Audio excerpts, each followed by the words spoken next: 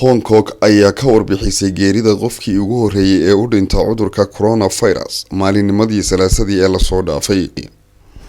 39 jirkan ayaa safar ku tagay magaalada Wuhan ee dalka China oo ah halka uu ka bilaabmay xanuunkani.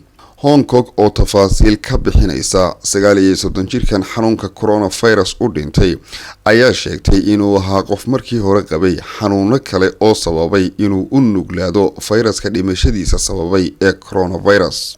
Geesta kale waaxda caafimaadka ee China waxa ay sheegtay in habeenkii Isniintii ay u dhinteen xanuunkan coronavirus 64 qof oo ka dhigaysa tirada dhimashada 427 qof. waana dhimashadii ugu badnayd ayay tiri waaxda caafimaadka ee China tan iyo intii xanuunkani uu jiray.